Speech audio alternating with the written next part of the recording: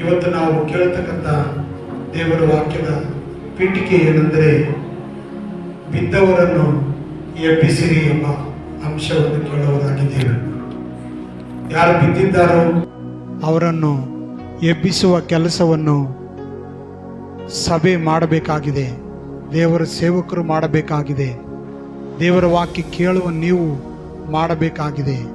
ಕೇಳಿದವರಾದ ನೀವು ಮಾಡಬೇಕಾಗಿದೆ. ದೇವರ ವಾಕ್ಯ ಹೇಳ್ತದೆ, ಒಬ್ಬನು ಬಿದ್ದರೆ ಇನ್ನೊಬ್ಬರು ಎಬ್ಬಿಸಬೇಕಂತ. ದೇವರು ಒಬ್ಬರನ್ನಲ್ಲ ಇಬ್ಬರನ್ನು ಸೃಷ್ಟಿ ಮಾಡಿದ್ದಾರೆ, ಆದಾಮ್ ಅವರನ್ನು. ಅದಕ್ಕೆ ದೇವರ ವಾಕ್ಯ ಹೇಳ್ತದೆ, ಒಬ್ಬರು ಬಿದ್ದರೆ ಒಬ್ಬರು ಎಬ್ಬಿಸ್ತಾರೆ, ಒಬ್ಬರಿಗಿಂತ ಇಬ್ಬರು ಲೇಸು ಎಂಬುದಾಗಿ. ನೀತಿವಂತರು ಬಿದ್ದರೂ ಅವರು ತಿರುಗಿ ಎದ್ದೇಳುವರು ಎಂಬುದಾಗಿ ದೇವರ ವಾಕ್ಯದಲ್ಲಿ ಬರೆದಿದೆ. ಹೆಂಡತಿ ಬಿದ್ದಾಗ ಗಂಡನ್ನು ಎಬ್ಬಿಸುವಂಥದ್ದು, ಗಂಡನು ಬಿದ್ದಾಗ ಹೆಂಡತಿ ಎಬ್ಬಿಸುವಂಥದ್ದು, ಮಕ್ಕಳು ಬಿದ್ದಾಗ ತಂದೆ ತಾಯಿಗಳು ಎಬ್ಬಿಸುವಂಥದ್ದು, ತಂದೆ ತಾಯಿಗಳು ಬಿದ್ದಾಗ ಮಕ್ಕಳು ಎಬ್ಬಿಸುವಂಥದ್ದು, ಸಭೆಯ ಮಕ್ಕಳು ಬಿದ್ದಾಗ ಸಭೆಯವರೆಲ್ಲರೂ ಪ್ರಾರ್ಥಿಸಿ ಅವರನ್ನು ಎಬ್ಬಿಸುವಂಥ ವಿಷಯ. ಸೇವಕರು ಬಿದ್ದಾಗ ಸಭೆಯ ಮಕ್ಕಳು ಪ್ರಾರ್ಥನೆಯಲ್ಲಿ ಅವರನ್ನು ಎಬ್ಬಿಸುವಂಥದ್ದು. ದೇವರು ನಮಗೆ ಕೊಟ್ಟಂಥ ಭಾಗ್ಯ ಬಿದ್ದವರನ್ನು ಎಬ್ಬಿಸುವಂಥ ವಿಷಯವಾಗಿದೆ, ಸೇವೆಯಾಗಿದೆ. ದೇವರಿಗೆ ಸ್ತೋತ್ರ. ಸತ್ಯವೇದದಲ್ಲಿ ಹಲವಾರು ವಿಧದಲ್ಲಿ ಬಿದ್ದಂಥ ವ್ಯಕ್ತಿಗಳನ್ನು ದೇವರು ಎಬ್ಬಿಸಿದ್ದಾರೆ. ನಮ್ಮ ಸೇವೆ ಸಹ ಬಿದ್ದವರನ್ನು ಎಬ್ಬಿಸುವಂಥದ್ದಾಗಿದೆ. ದಾವೀದನ ಬಿದ್ದ ಗುಡಾರುಗಳನ್ನು ಎಬ್ಬಿಸಿರಿ ಎಂಬುದಾಗಿ ಬರೆಯಲ್ಪಟ್ಟಿದೆ. ರೋಗದಲ್ಲಿ ಬಿದ್ದವರನ್ನು ಎಬ್ಬಿಸಿರಿ ಎಂಬುದಾಗಿ ನೋಡುತ್ತೇವೆ. ದೇವರಿಗೆ ಸ್ತೋತ್ರ. ಯೇಸು ಸ್ವಾಮಿ ಭೂಲೋಕದಲ್ಲಿದ್ದಾಗ ಮಾಡಿದ ಕೆಲವು ಅದ್ಭುತಗಳನ್ನು ನಿಮ್ಮ ಮುಂದೆ ಇಡುವುದಕ್ಕಾಗಿ ಅಪೇಕ್ಷೆ ಪಡುತ್ತೇನೆ. ಯೇಸು ಸ್ವಾಮಿ ಭೂಲೋಕದಲ್ಲಿದ್ದಾಗ ಮಾಡಿದ ಕಾರ್ಯಗಳನ್ನು ನೋಡೋಣ. ಆತನು ಎಂಥ ವ್ಯಕ್ತಿಯನ್ನು, ಎಂಥ ರೋಗಿಗಳನ್ನು ಎಬ್ಬಿಸುವಾಗ ಜನರ ಪ್ರತಿಕ್ರಿಯೆ ಏನಾಗಿತ್ತು? ಯೇಸು ಕ್ರಿಸ್ತನು ಬಿದ್ದ ಜನರನ್ನು ಎಬ್ಬಿಸುವಾಗ ಆತನಲ್ಲಿರ್ತಕ್ಕಂಥ ಶಕ್ತಿಯನ್ನು ನಾವು ನೋಡುವವರಾಗಿರೋಣ. ಲೂಕನ ಬರೆದ ಸುವಾರ್ತೆ 5ನೇ ಅಧ್ಯಾಯ 17ನೇ ವಾಕ್ಯದಿಂದ ಓದೋಣ. ಒಂದಾನೊಂದು ದಿನದಲ್ಲಿ ಆತನು ಉಪದೇಶ ಮಾಡುತ್ತಿರಲು ಗಲಿಲಾಯ ಯೂದಾಯಗಳ ಎಲ್ಲಾ ಗ್ರಾಮಗಳಿಂದಲೂ ಯೆರೂಸಲೇಮಿನಿಂದಲೂ ಬಂದಿದ್ದ ಪರಿಸಾಯರು ನ್ಯಾಯಶಾಸ್ತ್ರಿಗಳು ಆತನ ಹತ್ತಿರ ಕೂತುಕೊಂಡಿದ್ದರು. ಗುಣ ಮಾಡುವುದಕ್ಕೆ ಕರ್ತನ ಶಕ್ತಿಯು ಆತನಲ್ಲಿ ಇತ್ತು. ಹಾಲೆಲೂಯ. ಎಲ್ರು ಹೇಳೋಣ, ಗುಣ ಮಾಡುವುದಕ್ಕೆ ಕರ್ತನ ಶಕ್ತಿಯು ಆತನಲ್ಲಿ ಇತ್ತು. ಯೇಸು ಕ್ರಿಸ್ತನಲ್ಲಿ ಗುಣ ಮಾಡುವ ಕರ್ತನ ಶಕ್ತಿ ಆತನಲ್ಲಿ ಇತ್ತು ಎಂಬುದಾಗಿ ಬರೆಯಲ್ಪಟ್ಟಿದೆ. ಯೇಸು ಸ್ವಾಮಿ ಭೂಲೋಕದಲ್ಲಿದ್ದಾಗ ಶಕ್ತಿ ಇಲ್ಲದೆ, ಬಲ ಇಲ್ಲದೆ, ಅಭಿಷೇಕ ಇಲ್ಲದೆ, ಪವಿತ್ರಾತ್ಮನ ಇಲ್ಲದೆ, ಪ್ರಾರ್ಥನೆ ಇಲ್ಲದೆ, ದೇವರ ತಂದೆಯ ಚಿತ್ತವಿಲ್ಲದೆ ಆತನು ಯಾವುದನ್ನು ಮಾಡಲಿಲ್ಲ. ಆತನ ಜನನದಲ್ಲಿ ಪವಿತ್ರಾತ್ಮನ ಶಕ್ತಿಯನ್ನು ನಾವು ನೋಡುತ್ತೇವೆ. ಆತನ ಉಪವಾಸದಲ್ಲಿ ಪವಿತ್ರಾತ್ಮನ ಶಕ್ತಿಯನ್ನು ನೋಡುತ್ತೇವೆ. ಆತನ ಜಯದಲ್ಲಿ ಪವಿತ್ರಾತ್ಮನ ಶಕ್ತಿಯನ್ನು ನೋಡುತ್ತೇವೆ. ಆತನು ಸೇವೆಯನ್ನು ಪ್ರಾರಂಭ ಮಾಡುವಾಗಲೂ, ಗಲಿಲಾಯದಲ್ಲಿ ಪ್ರಾರಂಭ ಮಾಡುವಾಗ ಪವಿತ್ರಾತ್ಮನ ಶಕ್ತಿಯಿಂದ ಕೂಡಿದವನಾಗಿ ಆತನು ಸುವಾರ್ತೆ ಸಾರುವುದಕ್ಕಾಗಿ ದೇವರಾಜ್ಯ ಹತ್ತಿರವಾಯಿತು, ದೇವರ ಕಡೆಗೆ ತಿರುಗಿರಿ ಎಂಬುದಾಗಿ ಸಾರುವುದಕ್ಕೆ ಪ್ರಾರಂಭ ಮಾಡಿದ. ಗುಣ ಮಾಡುವ ಶಕ್ತಿ ಯಾರಲ್ಲಿತ್ತು? ಯೇಸು ಕ್ರಿಸ್ತನಲ್ಲಿ ಇತ್ತು ಎಂಬುದಾಗಿ ಬರೆಯಲ್ಪಟ್ಟಿದೆ. ಹೀಗಿರುವಾಗ ಕೆಲವು ಮಂದಿ ಗಂಡಸರು, 18ನೇ ವಾಕ್ಯ ಹೇಳ್ತದೆ, ಕೆಲವು ಮಂದಿ ಗಂಡಸರು ಒಬ್ಬ ಪಾರ್ಶ್ವವಾಯು ರೋಗದವನನ್ನು ದೋಲಿಯಲ್ಲಿ ಹೊತ್ತುಕೊಂಡು ಬಂದರು. ಆದರೆ ಅವನನ್ನು ಒಳಗೆ ತೆಗೆದುಕೊಂಡು ಹೋಗಿ ಆತನ ಮುಂದೆ ಇಡಬೇಕೆಂದು ಪ್ರಯತ್ನಿಸಿದರೂ ಜನರು ಗುಂಪಾಗಿದ್ದರಿಂದ ಅವನನ್ನು ಒಳಕ್ಕೆ ತೆಗೆದುಕೊಂಡು ಹೋಗುವ ಮಾರ್ಗವನ್ನು ಕಾಣದೆ ಮನೆಯ ಮೇಲೆ ಹತ್ತಿ ಅಂಚುಗಳನ್ನು ತೆಗೆದು ಅವನನ್ನು ಹಾಸಿಗೆಯ ಮೇಲೆ ಹಾಸಿಗೆಯ ಸಹಿತ ನಡುವೆ ಯೇಸುವಿನ ಮುಂದೆ ಇಳಿಯಬಿಟ್ಟರು. ಯೇಸು ಕ್ರಿಸ್ತನಲ್ಲಿ ಗುಣಮಾಡುವ ಕರ್ತನ ಶಕ್ತಿ ಇರುವುದೆಂಬುದಾಗಿ ಅಲ್ಲಿರುವ ಕೆಲವರು ಗ್ರಹಿಸಿಕೊಂಡು ತಿಳುಕೊಂಡು ಒಬ್ಬ ಪಾರ್ಶ್ವವಾಯು ರೋಗದ ವ್ಯಕ್ತಿಯನ್ನು ಯೇಸುವಿನ ಬಳಿಗೆ ತರ್ತಾರೆ. ಕೆಲವರು ಎಂಬುದಾಗಿ ನೋಡ್ತೇವೆ. ಮತ್ತಾಯನ ಬರೆದ ಸುವಾರ್ತೆಯಲ್ಲಿ ಕೆಲವು ಜನರು 4 ಮಂದಿಯಿಂದ ಈ ವ್ಯಕ್ತಿಯನ್ನು ಯೇಸುವಿನ ಬಳಿಗೆ ಕರ್ಕೊಂಡು ಹೋದರೆಂಬುದಾಗಿ ನೋಡ್ತೇವೆ. ಪಾರ್ಶ್ವವಾಯು ರೋಗಿಯನ್ನು ಎಷ್ಟು ಜನ ರೀ? 4 ಜನ ಸೇರಿ ಯೇಸುವಿನ ಬಳಿಗೆ ಆತನನ್ನು ಕರ್ಕೊಂಡು ಹೋಗ್ತಾರೆ. ಅವ್ರು ಯಾಕೆ ಕರ್ಕೊಂಡು ಹೋಗ್ತಾರಂದ್ರೆ ಯೇಸು ಸ್ವಾಮಿ ಯಾರಂತ ಅವರಿಗೆ ಗುರ್ತಾಯ್ತು.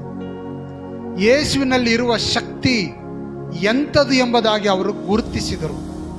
ಆತನಲ್ಲಿ ಗುಣ ಮಾಡುವ ಶಕ್ತಿ ಇದೆ ಎಂಬ ನಂಬಿಕೆ ಅವರ ಒಳಗಡೆ ಬಂತು. ಫಸ್ಟು ಈ 4 ಜನರ ಪ್ರಯತ್ನ ಏನಂದ್ರೆ ಯೇಸು ಕ್ರಿಸ್ತನನ್ನು ಗುರುತಿಸಿದರು. ಆತನಲ್ಲಿ ಗುಣ ಮಾಡುವ ಶಕ್ತಿ ಇದೆ ಎಂಬುದಾಗಿ ನಂಬಿಕೆ ಇಟ್ಟರು. ನೆಕ್ಸ್ಟ್ ಅವರ ಪ್ರಯತ್ನ ಏನು? 18ನೇ ವಾಕ್ಯ ಹೇಳುತ್ತದೆ,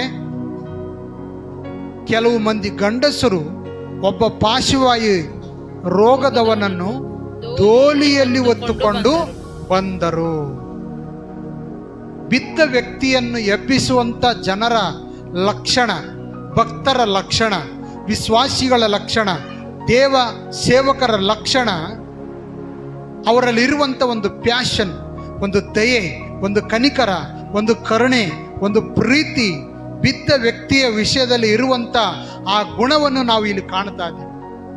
ಈ 4 ಜನರ ಮೊದಲನೇ ಪ್ರಯತ್ನ ಏನಂದ್ರೆ ಪಾರ್ಶ್ವವಾಯು ರೋಗದವನನ್ನು ನೋಡಿ ಅಲ್ಲೇ ಬಿಡಲಿಲ್ಲ. ಅವರ ಪ್ರಯತ್ನ ಏನು ಗೊತ್ತ್ರಿ? ಅವನನ್ನು ಒತ್ತುಕೊಂಡರು. ಹಲ್ಲೆಲೂಯಾ. ರೋಗಿಯನ್ನು ಏನು ಮಾಡಿದರಂತ್ರಿ? ಒತ್ತುಕೊಂಡರು. ಅದು ಅವರಿಗಿರುವ ಪ್ರಯತ್ನ. ಒಂದು ವೇಳೆ ಅವರು ಅಲ್ಲೇ ಕೂತಲ್ಲೇ ಯೋಚನೆ ಮಾಡಿக்கிದ್ರೆ ಯೇಸು ಸ್ವಾಮಿ ಬಳಿಗೆ ಆ ವ್ಯಕ್ತಿಯನ್ನು ಕರ್ಕೊಂಡು ಹೋಗಕ್ಕೆ ಆಗ್ತಿತ್ತ? ಪ್ರಯತ್ನ ಇಲ್ಲದೆ ಏನು ಮಾಡಕ್ಕೆ ಆಗೋದಿಲ್ಲ. ಯೇಸು ಸ್ವಾಮಿ ಮಾಡಲು ಶಕ್ತನಾಗಿದ್ದಾನೆ. ಅದಕ್ಕಿಂತ ಮುಂಚೆ ಬಿದ್ದವರನ್ನು ಎಬ್ಬಿಸುವ ಪ್ರಯತ್ನ ನಾವು ಮಾಡಬೇಕಾಗಿದೆ. ಇವರ ಪ್ರಯತ್ನ ಏನು? ಆ ಪೇಷಂಟ್ ಭಾರವಾಗಿದ್ದಾನೆ, ಸ್ಮೆಲ್ ಬರ್ತಾ ಇದೆ, ಒಂದೇ ಹಾಸಿಗೆಯಲ್ಲಿದ್ದಾನೆ. ಇವರ ಪ್ರಯತ್ನ ಏನು? ಒಂದೇ ಗುಟ್ಟು, ಒಂದೇ ವಿಶ್ವಾಸ, ಒಂದೇ ಗುರಿ ಇಟ್ಕೊಂಡಿದ್ದಾರೆ. ಪ್ರಯತ್ನ ಇದೆ, ಅದಕ್ಕೆ ತಕ್ಕ ಕಾರ್ಯಗಳು ಅವರು ಮಾಡ್ತಾ ಇದ್ದಾರೆ. ದೇವರಿಂದ ನಾವು ಏನಾದರೂ ಹೊಂದ್ಕೊಳ್ಬೇಕಾದ್ರೆ ನಮ್ಮಲ್ಲಿ ಸಹ ಪ್ರಯತ್ನಗಳು ಮಾಡಬೇಕಾಗಿದೆ. ನಮ್ಮಲ್ಲಿ ಆತನ ಪ್ರಯತ್ನವನ್ನು ಹುಟ್ಟಿಸ್ತಾನೆ, ನಂಬಿಕೆಯನ್ನು ಹುಟ್ಟಿಸ್ತಾನೆ. ಈ 4 ಜನ ಆ ವ್ಯಕ್ತಿಯನ್ನು ಒತ್ಕೊಂಡ್ರು. ಯಾರಂತ ಗೊತ್ತಿಲ್ಲ, ಸಂಬಂಧಿಕರೋ ಗೊತ್ತಿಲ್ಲ, ಸ್ನೇಹಿತರೋ ಗೊತ್ತಿಲ್ಲ, ಬಂಧು ಬಳಗದವರೋ ಗೊತ್ತಿಲ್ಲ. ಆದರೆ ಅವರ ಒಳಗಡೆ ಇರುವಂಥ ಆ ವಿಶ್ವಾಸದ ಪ್ರಯತ್ನ ನೋಡ್ರಿ, ಪ್ರತಿಕ್ರಿಯೆ ನೋಡ್ರಿ. ಬಿದ್ದು ಹೋದ ವ್ಯಕ್ತಿಯನ್ನು ನಾವು ಎಬ್ಬಿಸಬೇಕನ್ನುವಂಥ ದರ್ಶನ ಹೊಂದಿದ್ರು, ಭಾರ ಹೊಂದಿದ್ರು, ಪ್ರೀತಿ ಹೊಂದಿದ್ರು. ಅವನನ್ನು ಎತ್ತಿಕೊಂಡು ಯೇಸುವಿನ ಬಳಿಗೆ ತಂದರು. ಯೇಸುವಿನ ಬಳಿಗೆ ತಂದಾಗ ಅಡ್ಡಿ ಏನು ಅಡ್ಡಿ ಆಯ್ತ್ರಿ? ಆದರೆ ಅವನನ್ನು ಒಳಕ್ಕೆ ತೆಗೆದುಕೊಂಡು ಹೋಗಿ ಆತನ ಮುಂದೆ ಇಡಬೇಕೆಂದು ಪ್ರಯತ್ನಿಸಿದರು. ಎಲ್ಲಿಗೆ ಹೋಗ್ಬೇಕಂತ ಪ್ರಯತ್ನ ಮಾಡಿದ್ರಂತ? ಯೇಸುವಿನ ಮುಂದೆ ಇಡಬೇಕಂತ ಪ್ರಯತ್ನ ಮಾಡಿದರು. ಪ್ರಾಬ್ಲಮ್ ಏನು? ಅಡ್ಡಿ ಏನು? ಜನರ ಗುಂಪು ಅಡ್ಡಿ ಆಯಿತು. ನಿಮ್ಮ ಏನಾದರೂ ಪ್ರಯತ್ನ ಮಾಡುವಾಗ ಅದಕ್ಕೆ ಹಲವಾರು ಅಡ್ಡಿಗಳು ಬರ್ತದೆ, ಆಟಂಕ ಬರ್ತದೆ, ಸಮಸ್ಯೆಗಳು ಬರ್ತದೆ, ಎದುರಾಳಿ ಬರ್ತಾರೆ, ಎದುರಾಗ್ತದೆ. ಒಳಗಡೆಯನ್ನು ಒಳ್ಳೆ ಪ್ರಯತ್ನ ಇದೆ, ಇನ್ನೊಬ್ಬರ ಪ್ರತಿ, ಆದರೆ ಅಷ್ಟು ಸುಲಭವಾಗಿ ಗುರಿ ಮುಟ್ಟಕ್ಕೆ ಆಗೋದಿಲ್ಲ. ಅಡ್ಡಿ ಇದೆ. ಯಾರ ಅಡ್ಡಿ? ಜನರ ಗುಂಪೇ ಅವರಿಗೆ ಅಡ್ಡಿಯಾಗಿದೆ. ಇವತ್ತು ನಿನ್ನ ಒಂದು ಬೆಳವಣಿಗೆಗೆ, ನಿನ್ನ ಒಂದು ಗುರಿ ಮುಟ್ಟುವುದಕ್ಕೆ, ನಿನ್ನ ದೇವರಿಂದ ಏನು ಹೊಂದಿಕೊಳ್ಳಲು ನಿನ್ನಲ್ಲಿ ಒಂದು ಪ್ರಯತ್ನ ಇದೆ. ಬಿದ್ದವರನ್ನು ಎಬ್ಬಿಸುವ ಒಂದು ಪ್ರಯತ್ನ ಇದೆ. ಯೇಸು ಸ್ವಾಮಿಯ ಆಶೀರ್ವಾದ ಇವರಿಗೆ ಮುಟ್ಟಿಸಬೇಕು, ಸುವಾರ್ತೆ ಅವರಿಗೆ ಮುಟ್ಟಿಸಬೇಕು, ಅವರನ್ನು ಸರಿಯಾದ ಪಥದಲ್ಲಿ ದಾರಿಯಲ್ಲಿ ನಡೆಸಬೇಕಂತ ಪ್ರಯತ್ನ ನಿನ್ನಲ್ಲಿ ಇದೆ. ಆ ಪ್ರಯತ್ನಕ್ಕೆ ಪ್ರತಿಫಲ ಕೊಡಲು ಸಹ ಸರ್ವಶಕ್ತನಾದ ದೇವರು ನಿಂತಿದ್ದಾರೆ. ಇವರು ಅಡ್ಡಿ, ಜನರು ಅಡ್ಡಿ ಆದರೂ ಇವರ ಪ್ರಯತ್ನ ನಿಲ್ಲಲಿಲ್ಲ.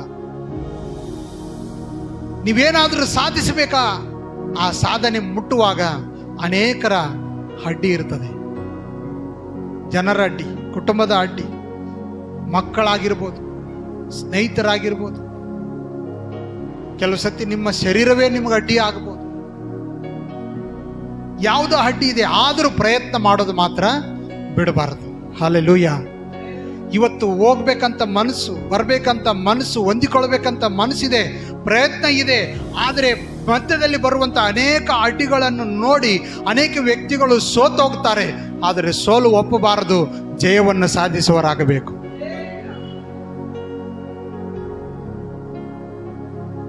ಎರಡು ಕಾಲು ಇದ್ದರೂ ಸಹ ಅಡ್ಡಿ ಇರ್ತದೆ. ಎರಡು ಕಾಲು ಇಲ್ಲದನ್ನೇ ಸಾಧನೆ ಮಾಡಿದವರಿದ್ದಾರೆ. ಎರಡು ಕೈ ಇಲ್ಲ, ನಾನು ಹೇಗೆ ಮುಟ್ಲಿ, ಪ್ರಯತ್ನ ಹೇಗೆ ಮಾಡ್ಲಿ ಅಂತೀವಿ. ಆದ್ರೆ ಎರಡು ಕೈ ಇಲ್ಲದನ್ನೇ ಸಾಧನೆಗೈದವರಿದ್ದಾರೆ ಲೋಕದಾಗ. ಈ ವ್ಯಕ್ತಿ ಬಿದ್ದಿದ್ದಾನೆ, ಇವನನ್ನು ಎಬ್ಬಿಸುವಂತ ವ್ಯಕ್ತಿಗಳು ಆ ಊರಲ್ಲಿ ಇಲ್ಲ. ಆದರೆ ಅವನಿಗೆ 4 ಜನ ಸಹಾಯಕರಾಗಿ ನಿಂತಿದ್ದಾರೆ. ಯೇಸುವಿನ ಬಳಿಗೆ ತರಬೇಕಂದ್ರೆ ಎಷ್ಟೋ ಜನ ಅಡ್ಡಿಯಾಗಿ ನಿಂತಿದ್ದಾರೆ.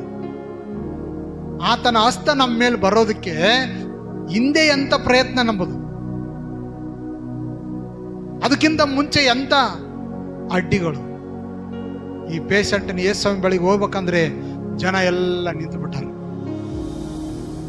ರೆಕಮೆಂಡ್ ಇಲ್ಲ. ಯೇಸು ಸ್ವಾಮಿ ಶಿಷ್ಯರಿಗಾದ್ರೂ ಹೇಳಿಬಿಟ್ಟು, ನೀವಾದ್ರೂ ಯೇಸು ಸ್ವಾಮಿಗೆ ಹೇಳ್ರಿ, ಸ್ವಲ್ಪ ದಾರಿ ಮಾಡಿ ಕೊಡಿಸ್ಲಿ ಅಂತ ಶಿಷ್ಯರಿಗೆ ಹೇಳ್ಬೇಕಂದ್ರೆ ಅಲ್ಲಿ ಸಮಸ್ಯೆ.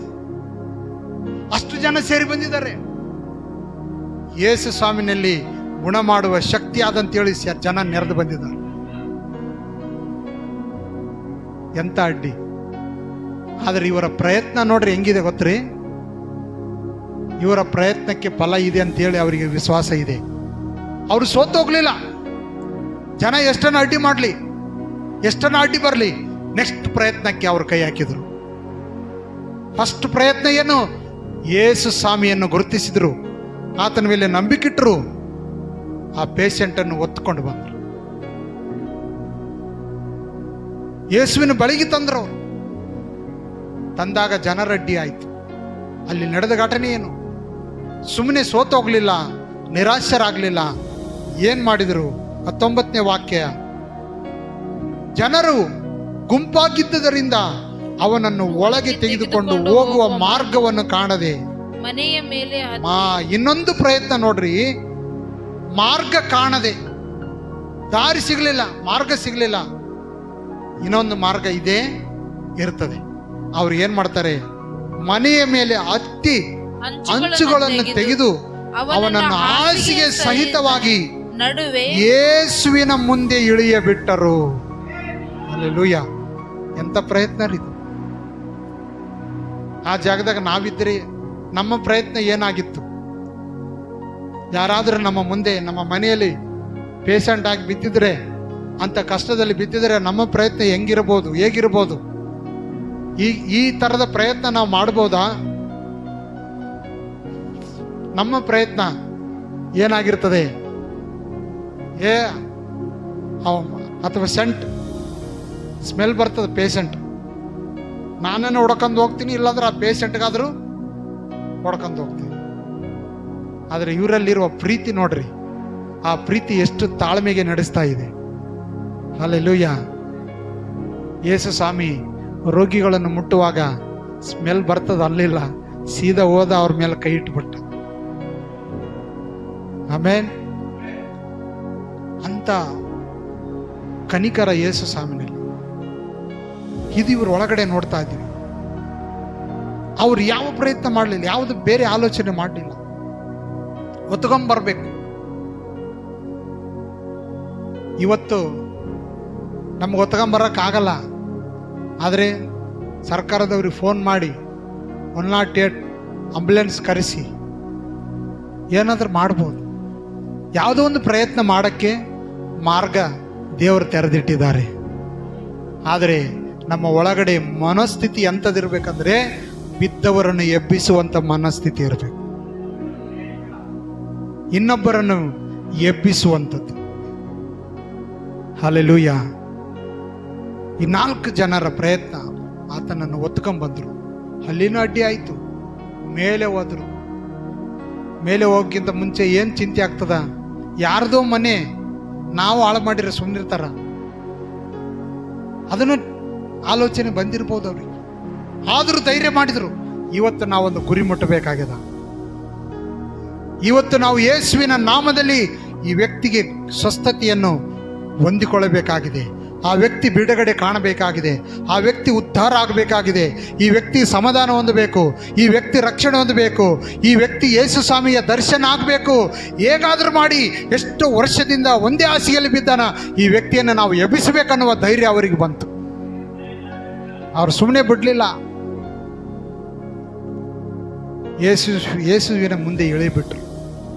ಆವಾಗ ಯೇಸು ಸ್ವಾಮಿ ಏನಂತನ್ ಗೊತ್ತ್ರಿ?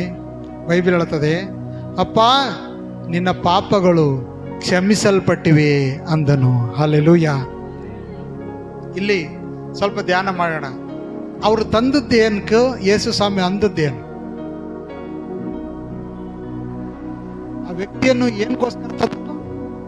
ಗುಣಪಡಿಸುವ ಶಕ್ತಿ, ಕರ್ತನ ಶಕ್ತಿ ಯಾರಲ್ಲಿದೆ? ಆದ್ರೆ ಯೇಸು ಸ್ವಾಮಿ ಏನ್ ಮಾಡ್ತಾ ಇದ್ದಾರೆ? ಗುಣ ಮಾಡಿದ್ರ? ಕ್ಷಮಾಪಣೆ ಕೊಟ್ರ? ನಾವು ನಂಗೆ ಆಲೋಚನೆ ಮಾಡ್ತೀವಲ್ರಿ. ಯೇಸು ಸ್ವಾಮಿ ಆತನಲ್ಲಿ ಇರುವ ಶಕ್ತಿಯನ್ನು ಗುರುತಿಸಿ ಆ ನಿರೀಕ್ಷೆಯಿಂದ ಆತನ ಬಳಿಗೆ ಬಂದಿರುವಾಗ ತತ್ಕಾಲಕ್ಕೆ ಆ ಸಮಯಕ್ಕೆ ನಮಗೆ ಬಿಡುಗಡೆ ಸಿಗೋದಿಲ್ಲ. ಅವರಿಗೆ ಬಿಡುಗಡೆ ಆಗ್ತದಂತೇಳಿ ತೆಗೆದುಕೊಂಡು ಬಂದರೆ ಅಲ್ಲಿ ಯೇಸು ಸ್ವಾಮಿ ಅವರ ಪಾಪಗಳನ್ನು ಕ್ಷಮಿಸಿದ. ಯಾಕೆ ಇದು ಮಾಡಿದೆ ಯೇಸು ಸ್ವಾಮಿ? ಈಗ 17ನೇ ವಾಕ್ಯ ಓದ್ರಿ. ಒಂದಾನೊಂದು ದಿನದಲ್ಲಿ ಆತನು ಉಪದೇಶ ಮಾಡುತ್ತಿರಲು ಗಲಿಲಾಯದ ಯೂದಾಯಗಳ ಎಲ್ಲಾ ಗ್ರಾಮಗಳಿಂದಲೂ ಯೆರೂಸಲೇಮಿನಿಂದಲೂ ಬಂದಿದ್ದ ಫರಿಸಾಯರು, ನ್ಯಾಯಶಾಸ್ತ್ರಿಗಳು ಆತನ ಹತ್ತಿರ ಕೂತುಕೊಂಡಿದ್ದರು. ಗುಣ ಮಾಡುವುದಕ್ಕೆ ಕರ್ತನ ಶಕ್ತಿಯು ಆತನಲ್ಲಿತ್ತು. ಈಗ ನೆಕ್ಸ್ಟ್ ಇನ್ನೊಂದು ವಾಕ್ಯ ಓದೋಣ. 23ನೇ ವಾಕ್ಯ. ಯಾವುದು ಸುಲಭ? ನಿನ್ನ ಪಾಪಗಳು ಕ್ಷಮಿಸಲ್ಪಟ್ಟಿವೆ ಅನ್ನುವುದೋ, ಎದ್ದು ನಡೆ ಅನ್ನುವುದೋ? ಆದರೆ ಪಾಪಗಳನ್ನು ಕ್ಷಮಿಸಿಬಿಡುವುದಕ್ಕೆ ಮನುಷ್ಯಕುಮಾರನಿಗೆ ಭೂಲೋಕದಲ್ಲಿ ಅಧಿಕಾರ ಉಂಟೆಂಬುದು ನಿಮಗೆ ತಿಳಿಯಬೇಕು ಎಂದು ಹೇಳಿ. ಸಾಕ್ರೆ. ಇಲ್ಲಿ ಶಾಸ್ತ್ರಿಗಳು, ಫರಿಸಾಯರು ಸೇರಿ ಬಂದಿದ್ದಾರೆ. ಇವರಿಗೆ ರೋಗ ಪರಿಹಾರ ಬೇಕಾ, ಪಾಪ ಪರಿಹಾರ ಬೇಕಾ? ಶಾಸ್ತ್ರಿಗಳಿಗೆ, ಫರಿಸಾಯರಿಗೆ ಅವ್ರನ್ನ ಬಂದಿದ್ದಾರೆ ಯೇಸು ಸ್ವಾಮಿ ಬಳಿಗೆ. ಅವರು ಸೇರಿ ಬಂದಿದ್ದಾರೆ. ಇವ್ರಿಗೇನ್ ಬೇಕು? ಸ್ವಸ್ಥತೆ ಬೇಕಾ, ಪರಿಹಾರ ಬೇಕಾ? ಇವರಿಗೆ ಪಾಪ ಪರಿಹಾರ ಬೇಕಾಗ್ಯದ. ಇವ್ರಿಗೋಸ್ಕರ ಇವನಿಗೆ ಯೇಸು ಸ್ವಾಮಿ ಕ್ಷಮಾಪಣೆ ಕೊಡ್ತಾ ಇದ್ದ. ಇವ್ರು ಏನು ಅಂದ್ಕೊಂಡ್ರ ನೋಡಮ್ ಹೆಂಗ್ ಮಾಡ್ತಾನೆ ಮಾಡ್ಲಿತ್ತ.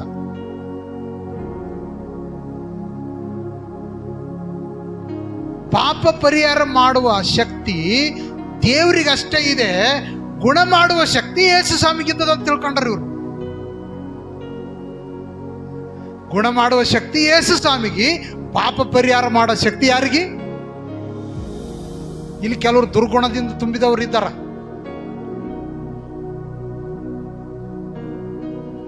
ಎಂತ ಗುಣ? ದುರ್ಗುಣ. ಅವ್ರಿಗೆ ಪಾಪ ಪರಿಹಾರ ಬೇಕಾಗಿಲ್ಲ, ಬರೇ ಗುಣ ಮಾಡುವ ಶಕ್ತಿ ಇದ್ರೆ ಸಾಕು. ಇವರು ಗುಣ ಮಾಡುವ ಶಕ್ತಿ ಆದಂತೇಳಿ ಇವನ್ ತಂದ್ರೆ ಇಲ್ಲಿ ಯೇಸು ಸ್ವಾಮಿಯಲ್ಲಿ ಕುಂತಂತ ದುರ್ಗುಣದ ಮಂದಿಗೆ ಗೊತ್ತಾಗಬೇಕಂತೇಳಿ ಈ ವ್ಯಕ್ತಿ ನೋಡಿ ಅವ್ರ ನಂಬಿಕೆ ನೋಡಿ, ಅಪ್ಪ ನಿನ್ನ ಪಾಪಗಳ ಕ್ಷಮಾಪಣೆ ಆದವು ಅಂತ ಅಂದಾಗ ಇವ್ರು ಅಲ್ಲಿ ಕುಂತವ್ರು ಯಾರಿಗೆ ಖುಷಿ ಆಗಿಲ್ಲ, ಯಾರಿಗೆ ಖುಷಿ ಆಗಲಿಲ್ಲ, ಸಂತೋಷ ಆಗಲಿಲ್ಲ. ಇವ್ರ ಹತ್ರ ಗುಣ ಮಾಡುವ ಶಕ್ತಿ ಆದಂತೇಳಿ ನಾವು ನೋಡ್ಕೊಂತ ಕುಂತ್ರೆ ಅದು ಬಿಟ್ಟು ಇದನ್ನ ಮಾಡ್ಲೈತೇನಲ್ಲ ಅಂತ. ಯೇಸು ಸ್ವಾಮಿ ಭೂಲೋಕದಲ್ಲಿ ಬಂದಿರುವ ಮೂಲ ಉದ್ದೇಶ ಏನು? ಕೆಟ್ಟವರನ್ನು ಹುಡುಕಿ ರಕ್ಷಿಸುವುದಕ್ಕಾಗಿ ಯೇಸು ಸ್ವಾಮಿ ಭೂಲೋಕಕ್ಕೆ ಬಂದಿದ್ದಾರೆ. ಈ ಶಾಸ್ತ್ರಿ ಪರಿಸಯರಿಗೆ ಇದು ಗೊತ್ತಿಲ್ಲ. ಅವರು ಮನಸ್ಸಿನಾಗ ಅಂದ್ಕೊಳಕತ್ತಾರ, ದೇವರು ಒಬ್ಬನೇ ಪಾಪ ಕ್ಷಮಾಪಣೆ ಮಾಡಬೇಕು, ಇವನು ಯಾರು ಅಂತಾರ. ಅದಕ್ಕೆ ಯೇಸು ಸ್ವಾಮಿ ಅಂತಾರೆ 24ನೇ ವಾಕ್ಯದಲ್ಲಿ ಏನಂತಾರ? ಆದರೆ ಪಾಪಗಳನ್ನು ಕ್ಷಮಿಸಿ ಬಿಡುವುದಕ್ಕೆ ಮನುಷ್ಯ ಕುಮಾರನಿಗೆ ಭೂಲೋಕದಲ್ಲಿ ಏನುಂಟು? ಅಧಿಕಾರ ಉಂಟು. ಹಾಗಿದ್ದರೆ ಯೇಸು ಸ್ವಾಮಿಗೆ ಸ್ವಸ್ಥ ಮಾಡುವ ಶಕ್ತಿನೂ ಇದೆ, ಪಾಪ ಪರಿಹಾರ ಮಾಡುವ ಶಕ್ತಿನೂ ಇದೆ. ಕೇವಲ ಒಂದೇ ಶಕ್ತಿ ಗುರುತಿಸಿದಾರ ಅವರು, ಅದರ ಪಕ್ಕದಲ್ಲಿ ಇನ್ನೊಂದು ಶಕ್ತಿ ಇರುವಂಥದ್ದು ಅವರಿಗೆ ಗೊತ್ತಿಲ್ಲ. ಹಲ್ಲೆಲೂಯಾ. ಅದಕ್ಕೆ ಸ್ವಾಮಿ ಪ್ರಶ್ನೆ ಕೇಳ್ತಾನಪ್ಪ, ಯಾವುದು ಸುಲಭ ಹೇಳ್ರಿ? ಎದ್ದು ನಡೆಪ್ಪ ಅನ್ನೋದು ಒಳ್ಳೇದ, ನಿನ್ನ ಪಾಪಗಳ ಕ್ಷಮಾಪಣೆ ಆದು ಅಂತ ಅನ್ನೋದು ಒಳ್ಳೇದು? ನಿಮಗೊಂದು ಪ್ರಶ್ನೆ ಕೇಳ್ತೀನಿ, ಈ ವ್ಯಕ್ತಿ ಗುಣವಂತನೇ, ಸ್ವಸ್ಥವಂತನೇ, ಆರೋಗ್ಯವಂತನೇ, ಆದರೆ ಪಾಪದಲ್ಲಿ ಸತ್ತೋದನಂದ್ರೆ ನರಕಕ್ಕೆ ಹೋಗ್ತಾನೆ. ಇವ ನರಕಕ್ಕೆ ಹೋಗೋದು ಒಳ್ಳೇದ, ಇವ ಸತ್ತು ಸ್ವರ್ಗಕ್ಕೆ ಹೋಗೋದು ಒಳ್ಳೇದ? ಎಷ್ಟು ಜನ ನಂಬುತ್ತೀರಿ ಸತ್ತು ಸ್ವರ್ಗಕ್ಕೆ ಹೋಗ್ಬೇಕಂತ? ಯೇಸು ಸ್ವಾಮಿ ಏನ್ ಮಾಡ್ತಾನೆ? ಫಸ್ಟ್ ಈ ವ್ಯಕ್ತಿಗೆ, ಮಗನೇ ನಿನ್ನ ಪಾಪಗಳು ಕ್ಷಮಾಪಣೆ ಆದವು. ಇದು ಹೇಳಿ ಏನಂತ ಹೇಳ್ತಾನ 24ನೇ ವಾಕ್ಯದಲ್ಲಿ, ಹೇಳಿ ಆ ಪಾರ್ಶ್ವವಾಯು ರೋಗದವನನ್ನು ನೋಡಿ, ಎದ್ದು ನಿನ್ನ ಹಾಸಿಗೆಯನ್ನು ಎತ್ತಿಕೊಂಡು ಮನೆಗೆ ಹೋಗಿ ಎಂದು ನಿನಗೆ ಹೇಳುತ್ತೇನೆ ಅಂದ ಕೂಡಲೇ ಅವರ ಮುಂದೆ ಎದ್ದು ತಾನು ಮಲಗಿದ್ದ ಹಾಸಿಗೆಯನ್ನು ಎತ್ತಿಕೊಂಡು ದೇವರನ್ನು ಕೊಂಡಾಡುತ್ತಾ ಮನೆಗೆ ಹೋದನು. ಹಲ್ಲೆಲೂಯಾ. ಅವನು ಎದ್ದು, ಹಾಗಿದ್ದರೆ ಬಿದ್ದ ವ್ಯಕ್ತಿಯನ್ನು ಯಾರ್ಯಾರು ಎಬ್ಬಿಸಿದರು? ಇಲ್ಲಿ ಯಾರ್ಯಾರು ಎಬ್ಬಿಸಿದ್ರಿ? 4 ಜನರು ಯೇಸು ಸ್ವಾಮಿ ಸೇರಿ ಬಿದ್ದ ವ್ಯಕ್ತಿಯನ್ನು ಎಬ್ಬಿಸಿದರು. ದೇವರ ಸೇವಕರು, ಸಭೆಯ ಮಕ್ಕಳು ಎಷ್ಟೋ ಜನ ಬಿದ್ದೋಗಿದ್ದಾರೆ. ಅವರು ಜಿಗುಪ್ಸೆಯಲ್ಲಿ ಬಿದ್ದೋಗಿದ್ದಾರೆ, ಚಿಂತೆಯಲ್ಲಿ ಬಿದ್ದೋಗಿದ್ದಾರೆ, ರೋಗದಲ್ಲಿ ಬಿದ್ದೋಗಿದ್ದಾರೆ, ಪಾಪದಲ್ಲಿ ಬಿದ್ದೋಗಿದ್ದಾರೆ, ಸೈತಾನನಿಂದ ಬಡಿಯಲ್ಪಟ್ಟು ಬಿದ್ದೋಗಿದ್ದಾರೆ, ಸಾಲದ ಬಾಧೆಯಲ್ಲಿ ಬಿದ್ದೋಗಿದ್ದಾರೆ, ಹಲವಾರು ಸಮಸ್ಯೆಗಳಲ್ಲಿ ಬಿದ್ದೋಗಿದ್ದಾರೆ. ಈ ಬಿದ್ದಂಥ ವ್ಯಕ್ತಿಯನ್ನು ಎಬ್ಬಿಸುವಂಥ ವಿಶೇಷವಾದ ಶಕ್ತಿಯನ್ನು ದೇವರು ಸಭೆಗೆ ಕೊಟ್ಟಿದ್ದಾನೆ. ನೀವು ಯಾರನ್ನು ಕ್ಷಮಿಸಿದ್ದೀರೋ ಅವರಿಗೆ ಕ್ಷಮಾಪಣೆ ಆಗುತ್ತದೆ. ನೀವು ಯಾರ ಪಾಪಗಳನ್ನು ಉಳಿಸಿದ್ದೀರೋ ಹಾಗೆ ಉಳಿತವೆ. ಹಾಗಿದ್ದರೆ ನಾವು ಇತರರನ್ನು ಕ್ಷಮಿಸುವ ಶಕ್ತಿ ದೇವರು ಕೊಟ್ಟಿದ್ದಾನೆ. ಇನ್ನೊಬ್ಬರಿಗೆ ಸ್ವಸ್ಥ ಮಾಡುವ ಶಕ್ತಿಯನ್ನು ದೇವರು ಕೊಟ್ಟಿದ್ದಾನೆ. ಇನ್ನೊಬ್ಬರನ್ನು ಎಬ್ಬಿಸುವ ಶಕ್ತಿಯನ್ನು ದೇವರು ಕೊಟ್ಟಿದ್ದಾನೆ. ನಂಬೋರು ಆಮೇನ್ ಹೇಳ್ರಿ. ನನಗೂ ಸಹ ಬಲ ದೇವರು ಕೊಟ್ಟಿದ್ದಾನೆ ಅನ್ನೋರು ಆಮೇನ್ ಹೇಳ್ರಿ. ನಾನು ಪ್ರಾರ್ಥನೆಯಲ್ಲಿ ಇದ್ದು ಅನೇಕರನ್ನು ಎಬ್ಬಿಸ್ತೇನೆ ಅನ್ನೋರು ಆಮೇನ್ ಹೇಳ್ರಿ. ಯೇಸು ಸ್ವಾಮಿ ಭೂಲೋಕಕ್ಕೆ ಬಂದಿರುವ ಉದ್ದೇಶ ಏನು? ಬಿದ್ದವರನ್ನು ಎಬ್ಬಿಸುವುದಕ್ಕಾಗಿ. ದೇವರು ಸಭೆಯನ್ನು ಭೂಲೋಕದಲ್ಲಿ ಇಟ್ಟಿರುವ ಉದ್ದೇಶ ಏನು? ಬಿದ್ದವರನ್ನು ಎಬ್ಬಿಸುವುದಕ್ಕಾಗಿ. ಹಲ್ಲೆಲೂಯಾ. ಸಭೆಗೆ ಹೋದ್ರೆ ಏನು ಹೇಳಿಕೊಡ್ತಾರ್ರಿ ಅಂತ ಯಾರಾದನ್ನು ಕೇಳಿರಿ, ಏನಂತ ಹೇಳ್ತಾರಮ್ಮ? ಬಿದ್ದವರನ್ನು ಎಬ್ಬಿಸುವುದು ಹೇಳಿಕೊಟ್ಟಾರ್ರಿ ಈ ವಾರ ಅಂತ. ಹಲ್ಲೆಲೂಯಾ. ಸೀದಾ ಮನೆ ಗಂಡ ಬಿದ್ದಂದ್ರೆ ಎದ್ದೇಳು ಅನ್ಬೇಕು ಹೋಗಿ. ಹೆಂಡತಿ ಬಿದ್ದರೆ ಎದ್ದಾಳು, ಮಕ್ಕಳು ಬಿದ್ದರೆ ಎದ್ದಾಳು, ಪ್ರೇಯರ್ ಮಾಡ್ತೀನಿ. ಆಮೇನ್. ಹಲ್ಲೆಲೂಯಾ. ಎಷ್ಟು ದಿನ ಹಾಸಿಗೆ ಬೀಳ್ತದೆ? ಎದ್ದಾಳು, ಇದ್ದೀನಿ ನಾನು ಪ್ರೇಯರ್ ಮಾಡ್ಲಾಕ ಇದ್ದೀನಿ ಅನ್ಬೇಕು. ನಾನು ನಿಮ್ಗೆ ಹೇಳಿಕೊಟ್ರೆ ಎಷ್ಟು ಖುಷಿ ಆಗ್ತದೆ. ನೀವು ಅದನ್ನು ಪ್ರಾಕ್ಟಿಕಲ್ ಆಗಿ ಮಾಡ್ರಿ, ಬಿದ್ದ ವ್ಯಕ್ತಿಗೆ ಎಷ್ಟು ಖುಷಿ ಆಗ್ತದ್ರಿ. ಎಷ್ಟು ಜನ ಬಿದ್ದೋಗಿದಾರ್ರಿ. ನೋಡ್ಲಕ್ ಚಂದ ಇದ್ದಾರೆ, ಚೆನ್ನಾಗಿದ್ದಾರೆ, ಆದರೆ ಮನಸ್ಸಲ್ಲಿ ಅವ್ರು ಬಿದ್ದೋಗಿದ್ದಾರೆ. ಯಾವುದೋ ನಿರಾಶೆಯಲ್ಲಿ ಬಿದ್ದೋಗಿದ್ದಾರೆ, ಯಾವುದೋ ಜಿಗುಪ್ಸೆಯಲ್ಲಿ ಅವರು ಬಿದ್ದೋಗಿದ್ದಾರೆ. ಅವರಿಗೆ ಎನ್ಕರೇಜ್ ಮಾಡುವ ಮಾತುಗಳು, ಆ ಮಾತುಗಳು ದೇವರು ನಿನ್ನ ಒಳಗಡೆ ಇಟ್ಟಿದ್ದಾನೆ. ದೇವರ ವಾಕ್ಯ ನಿನ್ನ ಒಳಗಡೆ ದೇವರು ಇಟ್ಟಿದ್ದಾನೆ. ಯೇಸು ಸ್ವಾಮಿ ಭೂಲೋಕದಲ್ಲಿ ಬಂದಾಗ ಗುಣ ಮಾಡುವುದಕ್ಕೆ ಕರ್ತನ ಶಕ್ತಿ ಆತನಲ್ಲಿ ಇತ್ತು ಎಂಬುದಾಗಿ ಗುರುತಿಸಿದ ಅನೇಕರು ಬಿದ್ದವರನ್ನು ಆತನ ಮುಂದೆ ತಂದಾಗ ಆತನು ಅನೇಕರನ್ನು ಎಬ್ಬಿಸಿದನೆಂಬುದಾಗಿ ನೋಡುತ್ತೇವೆ. ಹಲ್ಲೆಲೂಯಾ. ಯೇಸು ಸ್ವಾಮಿ ಭೂಲೋಕದಲ್ಲಿದ್ದಾಗ ಆತನಿಗೆ ಎಂಥ ಶಕ್ತಿ ಇತ್ತು? ಗುಣ ಮಾಡುವ ಶಕ್ತಿ ಇತ್ತು. ನೆಕ್ಸ್ಟ್, ಯೇಸು ಸ್ವಾಮಿಯಲ್ಲಿ ಎಂಥ ಶಕ್ತಿ ಇತ್ತು ನೋಡ್ರಿ. ಲೂಕನ ಬರೆದ ಸುವಾರ್ತೆ 4ನೇ ಅಧ್ಯಾಯ 32ನೇ ವಾಕ್ಯ. ಅಲ್ಲಿ ಸಬ್ಬತ್ ದಿನದಲ್ಲಿ ಅವರಿಗೆ ಉಪದೇಶ ಮಾಡುತ್ತಿರಲು ಆತನ ಮಾತು ಅಧಿಕಾರ ಉಳ್ಳದಾಗಿದ್ದರಿಂದ ಅವರು ಆತನ ಉಪದೇಶಕ್ಕೆ ಅತ್ಯಾಚಾರ್ಯಪಟ್ಟರು. ಹಾಗಿದ್ದರೆ ಯೇಸು ಸ್ವಾಮಿಯ ಉಪದೇಶದಲ್ಲಿ ಸಹ ಏನಿತ್ತು ಗೊತ್ತ್ರಿ? ಒಂದು ಅಧಿಕಾರ ಇತ್ತು. ಆತನ ಏನು ಮುಖ ನೋಡಿ ಮಾತಾಡ್ತಿರ್ಲಿಲ್ಲ, ಡೈರೆಕ್ಟ್ ಆಗಿ ಹೇಳ್ತಾ ಇದ್ದ. ಆತನ ಉಪದೇಶಕ್ಕೆ ಅನೇಕರು ಆಶ್ಚರ್ಯ ಪಡ್ತಾ ಇದ್ರು. ಅಲ್ಲಿರುವಂತ ದೆವ್ವಪೀಡಿತವಾದ ವ್ಯಕ್ತಿಯನ್ನು ನೋಡಿ ಅಧಿಕಾರದಿಂದ ಹೇಳ್ತಾ ಇದ್ದ, ಶಕ್ತಿಯಿಂದ ಹೇಳ್ತಾ ಇದ್ದ, ಹೇ ಹೊರಗಡೆ ಹೋಗಂದಿ ಬದ. ಅವಾಗಲೇ ಅವ್ರಿಗೆ ಬಿಡುಗಡೆ ಆಗ್ತಾ ಇತ್ತು. ಹಲ್ಲೆಲೂಯಾ.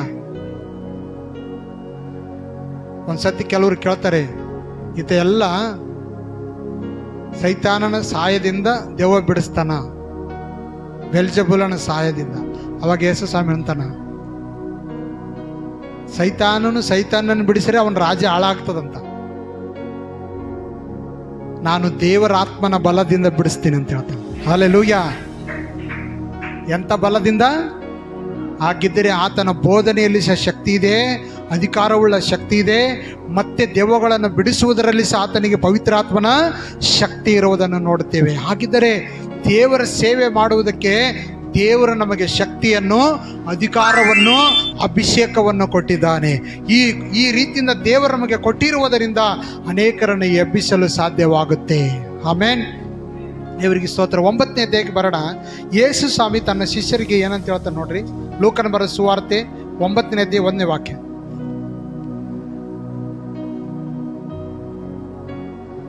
ಲೂಕ 9:1.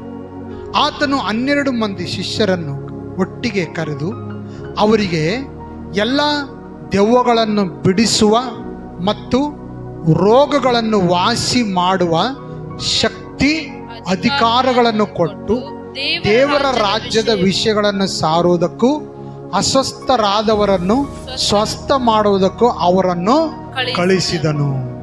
ಆತನಲ್ಲಿ ಏನು ಶಕ್ತಿ ಇತ್ತೋ, ಯಾವ ಅಧಿಕಾರ ಇತ್ತೋ, ಅದೇ ಶಕ್ತಿ, ಅದೇ ಅಧಿಕಾರ 12 ಮಂದಿ ಶಿಷ್ಯರಿಗೆ ಹಸ್ತಾಂತರ ಮಾಡಿದ. ಹಲ್ಲೆಲೂಯಾ. ಅದನ್ನೇ ತನ್ನ ಶಿಷ್ಯರಿಗೆ ಕೊಟ್ಟ ಯೇಸು ಸ್ವಾಮಿ. ನೀವು ಹೋಗಿದ್ದನ್ನು ಮಾಡ್ರಿ ಎಂಬುದಾಗಿ. ಹಲ್ಲೆಲೂಯಾ. ಆ ಒಂದು ಅಭಿಷೇಕ, ಆ ಒಂದು ಶಕ್ತಿ, ಆ ಒಂದು ಧೈರ್ಯ ಎಷ್ಟು ಮಂದಿಗಿದೆ? ಇದೆ ರೀ. ಇಲ್ಲಿ ಚರ್ಚೆನಾಗ ಬಂದಾಗ ಅಷ್ಟೇ ಇರ್ತದ, ಇಲ್ಲಿ ಬಂದಾಗ ಅಷ್ಟೇ. ಯೇಸು ಸ್ವಾಮಿ ತನ್ನ ಶಿಷ್ಯರಿಗೆ ಅಧಿಕಾರವನ್ನು, ಶಕ್ತಿಯನ್ನು, ವಾಸಿ ಮಾಡುವ, ದೆವ್ವಗಳನ್ನು ಬಿಡಿಸುವ, ರೋಗ ಸೌಖ್ಯ ಮಾಡುವ ಆ ಶಕ್ತಿಯನ್ನು ತನ್ನ ಶಿಷ್ಯರಿಗೆ ಕೊಟ್ಟ. ಆತನಲ್ಲಿ ಗುಣ ಮಾಡುವ ಕರ್ತನ ಶಕ್ತಿ ಇತ್ತು, ಅದನ್ನು ತನ್ನ ಶಿಷ್ಯರಿಗೆ ಕೊಟ್ಟರಂತ. ಹಲ್ಲೆಲೂಯಾ. ನಿಮಗೂ ಸಹ ದೇವರು ಕೊಟ್ಟಿದ್ದಾನೆ. ನನ್ನಲ್ಲಿ ಏನಿಲ್ಲ ಪಾಸ್ಟ್ರೆ, ಎಲ್ಲ ನಿನ್ನಲ್ಲಿದೆ. ನೀವೇ ಬಂದರೆ ಆಗ್ತದೆ ಪಾಸ್ಟ್ರೆ, ಇಲ್ಲಾಂದ್ರೆ ಇದು ನನಗೆ ಓಡಿಸ್ಬಿಡ್ತದ. ನೀವು ಓಡೋದಲ್ಲ, ನಿಮ್ಮನ್ನು ನೋಡಿ ಅದು ಓಡಬೇಕು. ಕೆಲವು ಸತಿ ನಾವು ನನಗೆ ಹಂಚಿಕೆ ಬರಕತ್ತೀವಿ, ಸುಮ್ಮನೆ ನಾನೇ ಓಡಿ ಹೋಗ್ತೀನಿ, ಅದನ್ನ ಬಿಟ್ಟಂತ ಓಡಿ ಹೋಗೋದಲ್ಲ. ನಿಮ್ಮನ್ನು ಓಡ್ಸಕ್ಕೆ ದೇವ್ರ ಕರೆದ, ನೀವು ಓಡಕ್ಕಲ್ಲ. ದೆವ್ವನ್ನ ಕಂಡು ನೀವು ಓಡಬಾರ್ದು, ದೆವ್ವ ಓಡಿ ಹೋಗ್ಬೇಕು. ಕೆಲವು ಸತಿ ಆ ಧೈರ್ಯ ಸಾಲದೆ, ಆ ಶಕ್ತಿ ಸಾಲದೆ, ಆ ನಂಬಿಕೆ ಸಾಲದೆ ಭಯ ಪಡ್ತೀವಿ. ಆದರೆ ದೇವರ ವಾಕ್ಯ ಹೇಳ್ತದೆ, ನಮ್ಮ ಮೇಲೆ ಒಂದು ಅಭಿಷೇಕ ಇದೆ, ಪವಿತ್ರಾತ್ಮನ ಅಭಿಷೇಕ. ಕೇವಲ ಅಭಿಷೇಕ ಮಾತ್ರ ಅಲ್ಲ, ಆ ಅಭಿಷೇಕದಲ್ಲಿ ಒಂದು ಶಕ್ತಿ ಇದೆ. ಆ ಶಕ್ತಿ ಭೂಲೋಕದಲ್ಲಿ ಉಪಯೋಗ ಆಗಬೇಕು, ಬಿದ್ದವರನ್ನು ಎಬ್ಬಿಸಬೇಕು. ಅದಕ್ಕಾಗಿ ದೇವರು ಕೊಟ್ಟಿರ್ತಾರೆ. ಹಲ್ಲೆಲೂಯಾ. ಯೇಸು ಸ್ವಾಮಿನಲ್ಲಿ ಗುಣ ಮಾಡುವ ಶಕ್ತಿ ಇದೆ. ಯೇಸು ಸ್ವಾಮಿನಲ್ಲಿ ಸ್ವಸ್ಥ ಮಾಡುವ ಶಕ್ತಿ ಇದೆ.